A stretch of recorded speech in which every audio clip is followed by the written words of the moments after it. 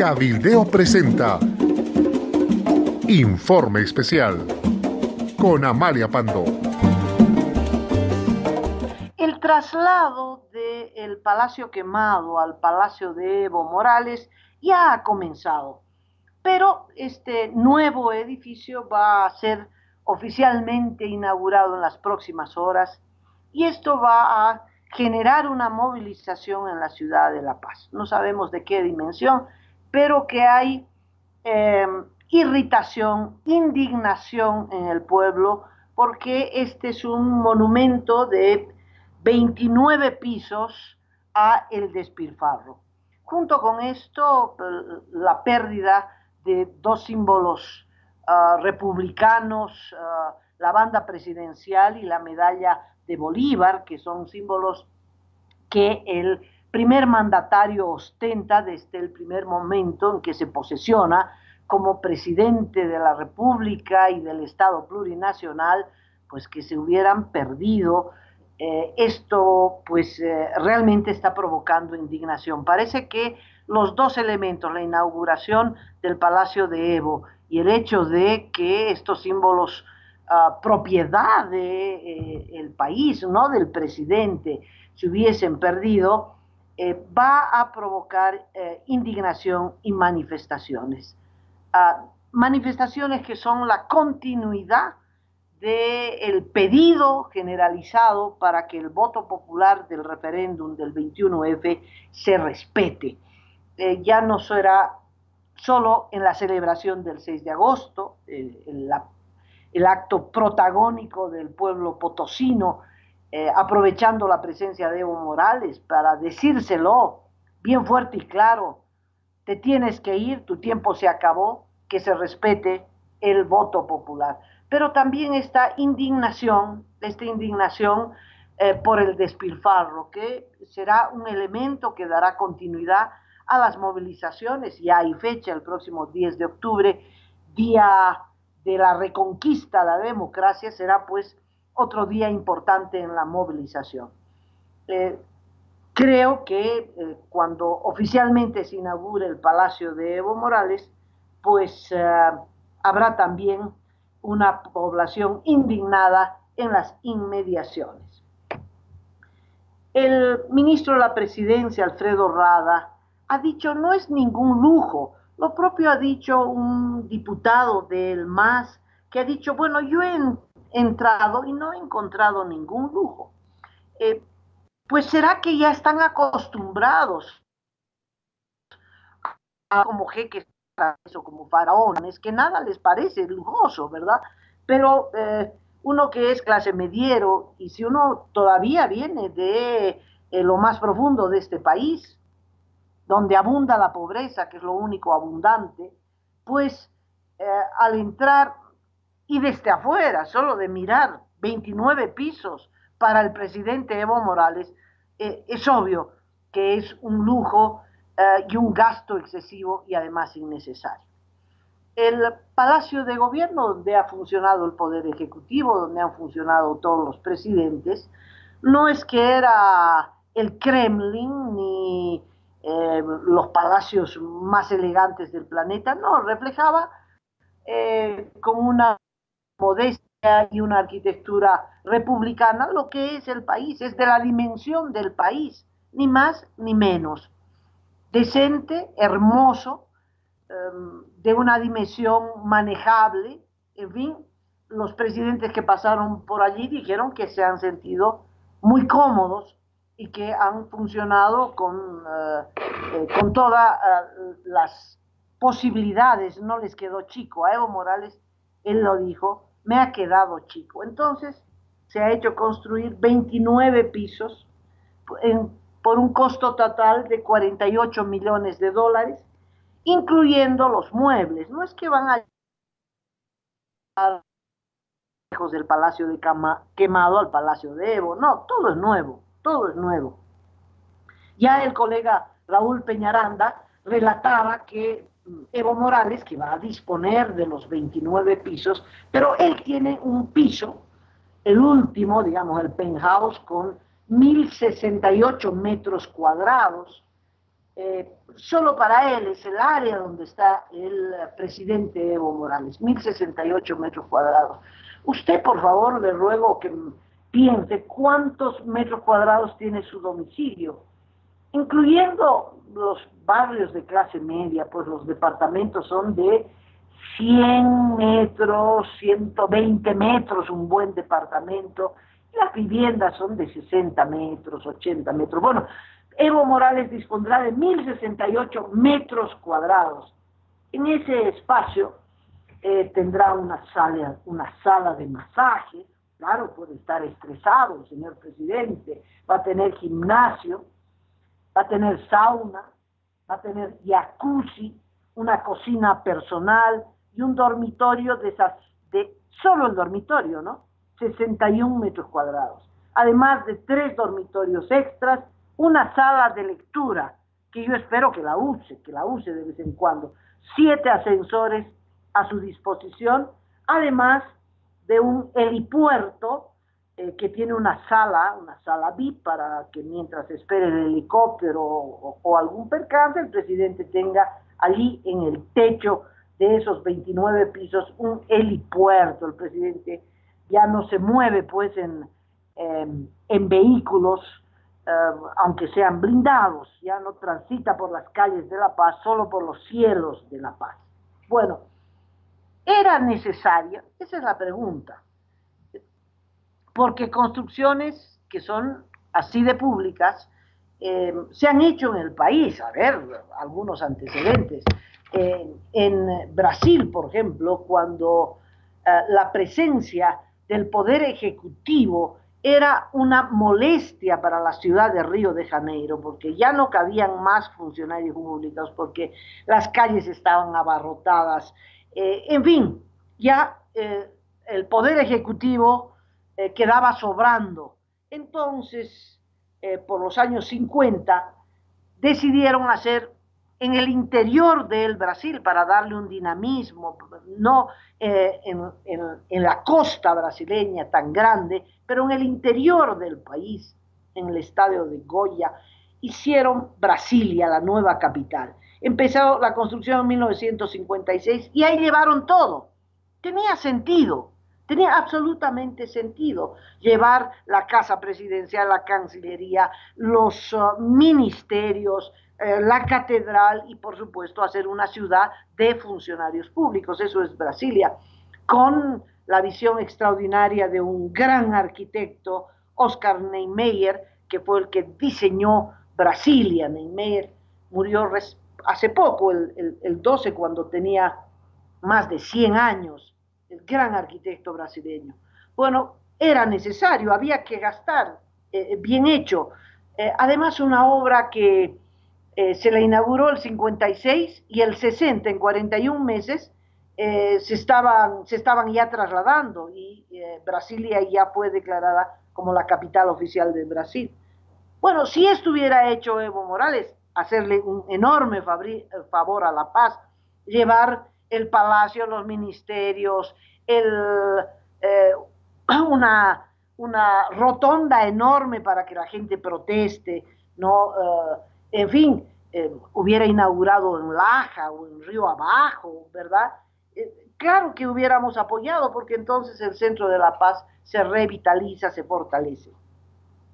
El general Banzer, que creo que fue el que más construcciones públicas levantó, porque había una época de bonanza, mucho crédito, mucha plata en la banca internacional, y Banzer no fue la excepción, como todos los gobiernos y sus vecinos dictadores en la región, se prestaron muchísima plata, había plata en abundancia, y entonces un crédito abundante para obras de construcción, entre ellas la autopista, que es paralela a los teleféricos de Evo Morales. Banzer hizo la autopista, con sobreprecio también, la autopista más cara del mundo, nunca hubieron sanciones. Bueno, pero hizo el Banco Central de Bolivia, que fue la primera construcción destacada en el centro de la ciudad de La Paz, después del monobloc de la UNSA, el Banco Central de Bolivia, pero además una construcción muy bella,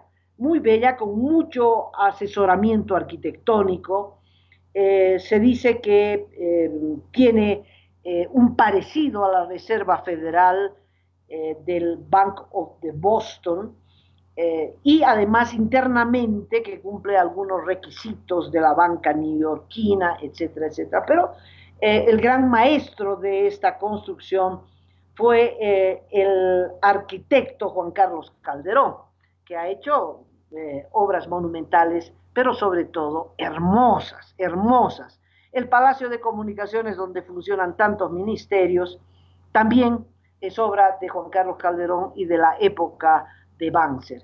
¿Era necesario un banco central? Sí, era necesario un banco central, porque el Banco Central funcionaba en lo que ahora es la vicepresidencia, había quedado chico, y entonces también el Palacio de Comunicaciones para la instalación de los ministerios, en fin, fueron dos obras que le dieron al poder ejecutivo y a la ciudad de La Paz una personalidad particular. Y como le digo, la factura llegó en los 80, década de recesión, década de austeridad, de hiperinflación, porque había que empezar y se empezó pagando la deuda externa, esa deuda con la que se hicieron estas obras, una deuda externa que resultó impagable porque los militares no dejaron un dólar en el Banco Central de Bolivia. Bueno, la pregunta es, hacer el palacio de Evo Morales, ¿era necesario?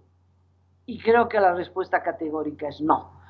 Eh, Todo gobierno tiene que tener un orden de prioridades, entonces la prioridad no puede ser el propio presidente, que ya hemos dicho ha gastado una millonada de plata en su propia comodidad, y una parte de esta comodidad es pues hacer este palacio que le llaman el Palacio del Pueblo. Creo que es un eufemismo, ahora me refiero a eso, pero ¿era necesario? No, no era necesario. Es parte de la proyección de una imagen de líder supremo, ¿no? De faraón, el término que usted le quiera poner, ¿no? De príncipe árabe, faraón, lo que fuera, en mis términos de dictador, de un dictador todopoderoso que usa el dinero público, que no sabe dónde termina el dinero público, tiene 5 cuentas con $100,000, pero no gasta esa plata obviamente en un alquiler, ¿no? El Estado le paga todo. Y entonces cree que las cuentas públicas también son de él. Y entonces dispone a hacer un palacio de gobierno, que ya le dije, con los lujos que tiene, por supuesto, que son lujos. No cualquiera pues tiene sala de masajes, gimnasio, jacuzzi, sauna, por favor. Si eso no es lujo, no sé qué otra cosa puede ser lujo. Gastarse la plata, $48 millones en esto, cuando hay un pueblo desesperado por trabajo, un pueblo desesperado por salud, situaciones crónicas, crisis en el sistema de salud. Y bueno, ¿por qué? Porque el gobierno no le da la gana de invertir en equipo sanitario. En fin, es el monumento al despilfarro. A Evo Morales y a su ministro de la presidencia, bueno, yo creo que y a todo su séquito, le molesta mucho que sería el palacio de Evo Morales. Pero es eso el palacio de Evo Morales. Dicen es el palacio del pueblo, del pueblo. Bueno, es un eufemismo, ¿no? El escritor uruguayo Eduardo Galeano, hablando del eufemismo que utilizan las dictaduras y los poderosos para tapar una realidad horrible con palabras muy bellas. Recordaba, por ejemplo, que uno de los campos de concentración de la dictadura pinochetista se llamaba Dignidad. ¿Qué tal? Un campo de concentración que se llame Dignidad. O una de las cárceles donde se torturó, donde la gente sufrió, una de las cárceles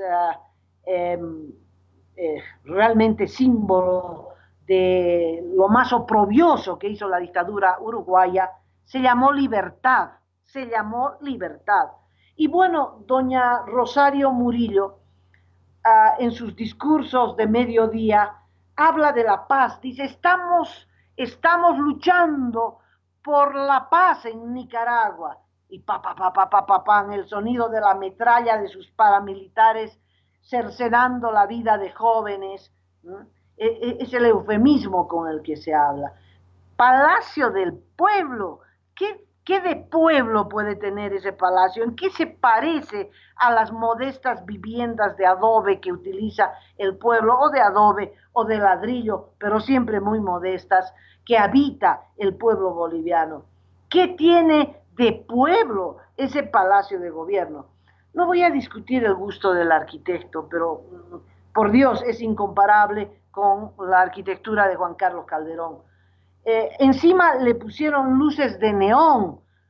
Faltó poco para que el símbolo de Evo Morales, la esfinge de su rostro, aparezca en el último piso, como esos cuadros de Las Vegas, de las chicas que se desvisten en los edificios de Las Vegas. Podía aparecer Evo Morales. Estuvieron a punto. Se prenden luces de neón. Es realmente refleja un periodo. La arquitectura también refleja un periodo, ¿no? Pero se gastaron 48 millones de dólares de un dinero que no es crédito, sino que son impuestos. Usted correteado por impuestos nacionales, que pague, que si no paga multa, y además de la multa el interés sobre el interés, y aquella facturilla que usted no declaró hace 20 años, bueno, ahora la declara. Eran 10.000 bolivianos, ahora son 1.000.000 de bolivianos, y vamos a rematarle su casa. ¿Sabe para qué? Para que Evo Morales disfrute de un jacuzzi, ¿no? Primero un sauna, después el jacuzzi, después un masaje en el piso 28 de este nuevo edificio, con la vista espectacular sobre la ciudad de La Paz. A mí me parece realmente pecaminoso, pecaminoso. Y si la gente sale a marchar en contra de la utilización de este edificio, lo va a hacer con todo derecho. Ahora, la pregunta es, si se la dejo en el aire, cuando Evo Morales se vaya, porque se va a ir, ¿qué se va a hacer con ese edificio? Es evidente que un presidente democrático no va a poder usar ese edificio, porque es una ofensa. Los oficialistas dicen, bueno, pero es un palacio de gobierno, Evo no se lo va a llevar, ¿de qué se mezquinan? No, si no piensa llevárselo, lo que él piensa es quedarse allí, ¿verdad? Pero algún día, y yo creo que muy pronto, Evo Morales tendrá que abandonar el Palacio Presidencial, de acá a poco el Palacio Quemado, y se instalará en su palacete. Bueno, lo tendrá que abandonar también, porque va a dejar de ser presidente de nuestro país. Bueno, ¿qué vamos a hacer con él? Escuché a dirigente de la Ciudad del Alto, Roberto Lacruz, lo vamos a volver hospital. Bueno, pero no tiene una arquitectura adecuada para ser hospital. Muchos otros consideran que eso podría ser la fiscalía, porque es una pena, es una vergüenza cómo trabaja la fiscalía. Claro, a la fiscalía le conviene, a los fiscales del actual gobierno le conviene esa oscuridad, esos pequeños espacios tapados de expedientes, en fin, podría ser la fiscalía, pero mucho edificio para dárselo a la fiscalía. En fin, le abro el tema. ¿Qué va a hacer? ¿En qué va a terminar ese edificio? Hay otra propuesta. Será un gran museo. Ese va a ser el museo, no el Palacio Quemado.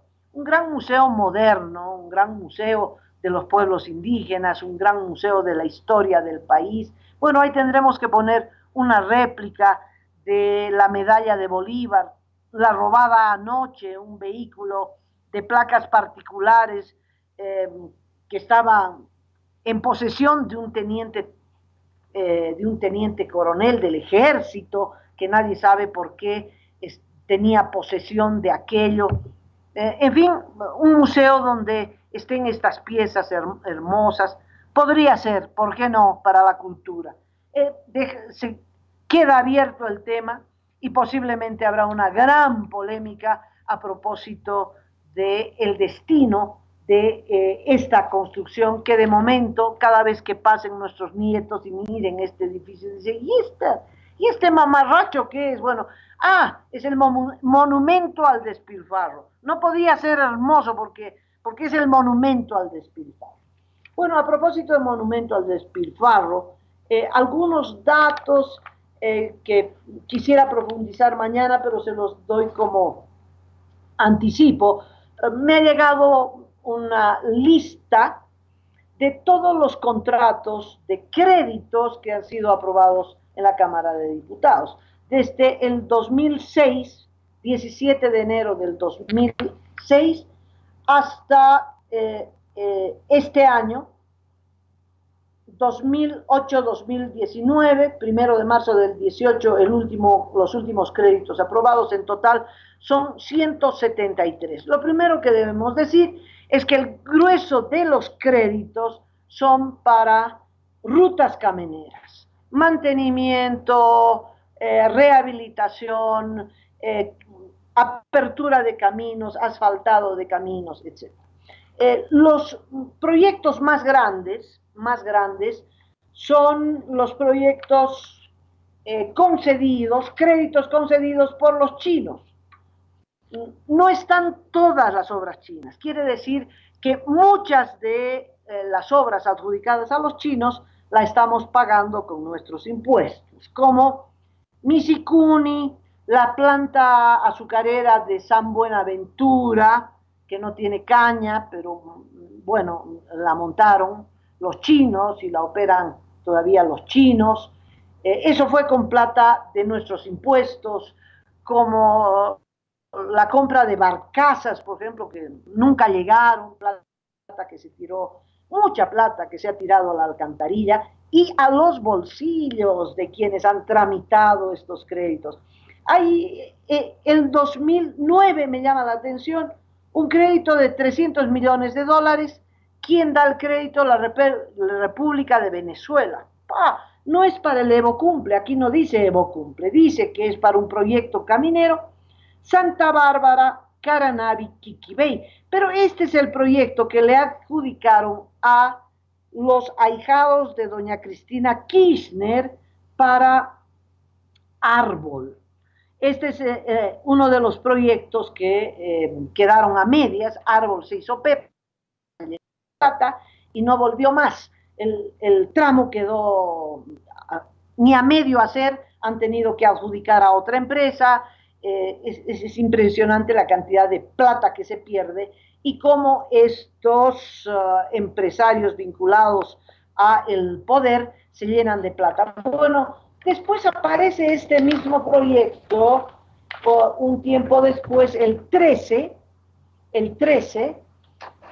y dice, ¿no? Proyecto de la Cámara, el mismo proyecto caminero, Santa Bárbara, Caranavi, Quiquibey, y dice, el préstamo de los venezolanos ya no es préstamo para esto, sino que este camino para los argentinos de Árbol va a ser financiado por recursos del Tesoro General de la Nación. Sin explicación. Parece que los 300 millones ya no fueron para ese camino, sino que se destinaron a el proyecto Evo Cumple. Pero ya no figura el Evo Cumple acá, y no se sabe si se tiene o no se tiene que devolver los 300 millones a los venezolanos. Rápidamente destaco algunos proyectos. El proyecto para equipar el batallón de ingeniería del ejército, 281 millones de yuans, no hice el cambio, pero eran como 60 millones de dólares que también se tiraron a la alcantarilla. Llegaron tractores viejos, etcétera, etcétera, y el batallón de ingeniería creó una empresa con semejante cantidad de deuda. La empresa no funcionó y se metió a la cárcel a algunos militares, pero en realidad este es un proyecto responsabilidad de 2 ministros de defensa. Me estoy refiriendo a los proyectos grandes. Doy vuelta a la página, proyectos grandes. Aquí está el crédito de 332 millones de dólares del Banco del Brasil, del Bandes, para la carretera Villa Tunari-San Ignacio de Mojos, que tenía que beneficiar a la empresa OAS. Bueno, esto ha quedado en suspenso. Ahora, ¿quién está financiando esa carretera construida por los cocaleros para los cocaleros? Parece que el Tesoro General de la Nación. ¿Qué tenemos? Otro proyecto, bueno, la compra del satélite, 251 millones de dólares, con crédito chino. Vamos a otro crédito chino, la adquisición de 6 helicópteros, 108 millones de dólares. Presidente Evo Morales no viaja en estos helicópteros chinos, viaja en un helicóptero francés. ¿Por qué? Porque estos chinos no sirven para nada. 108 millones de dólares. Es otro monumento, en este caso, a la corrupción. Lo vamos a tener que pagar todos, los nietos, los bisnietos, sigue pagando al Exim Bank de China por estos helicópteros que no funcionan. Otro proyecto millonario, grande, vamos a ver, Chinitos, Banco de China, Exim Bank, Proyecto Carretero Rurrenabaque-Riberalta, 492 millones de dólares. Diputados de la zona, alcaldes, etcétera, relatan que este tramo carretero, uno de los más caros del país, 492 millones de dólares, ni atrás ni adelante, que llueve, que no llegó la maquinaria, que hay huelga de los trabajadores, avanzan un metro, retroceden y se van a comer 492 millones de dólares. Por las declaraciones que llegan desde el Brasil, el modus operandi de la corrupción, el primer desembolso, que es de 20 millones de dólares, ese primer desembolso es el que se reparte en las coimas, para las coimas de quienes adjudicaron a esta empresa china este proyecto carretero de esta magnitud, 492 millones de dólares. Vamos a otros proyectos. Exim Bank de China, proyecto construcción tramo central doble vía El Sillar, 362. Es el segundo más alto. El primero era el de Rurrenabaque, este es el segundo más alto. Crédito chino, El Sillar. Tenía que estar listo hace 2 años y sigue El Sillar. Son pocos kilómetros, cada uno a 18 millones de dólares. No, es un Guinness, es un Guinness. Otro proyecto, construcción carretero Espino, Charagua, Boyuibe, 215 millones de dólares, también crédito del Exim Bank chino. Proyecto, el último, la planta del Mutum, que también adjudicada a los chinos, 396 millones de dólares. En estos 173 créditos aprobados, además de los chinos, muchos de la CAF, muchos del Banco Interamericano de Desarrollo, otros pocos de Fonplata y algunos de la Unión Europea. Hay solo 2 proyectos para salud con montos realmente pequeños, y con esto termino. Es evidente que la salud no es preocupación del gobierno. El 2012, 35 millones de dólares para el fortalecimiento de redes de salud en Potosí. 35 millones de dólares. Yo diría nada más, nada más. Y el otro proyecto de salud, proyecto mejoramiento, acceso a servicios de salud en el Alto, 43 millones de dólares. Y eso sería todo. El resto, en su gran mayoría, el 90% de la deuda externa es para caminos. Y cuando hablamos de caminos, hablamos de la posibilidad de coimas millonarias. Bueno, eso es todo por hoy. Un abrazo cordial. Conmigo será hasta mañana a las 10. Cabildeo presentó Informe Especial con Amalia Pando.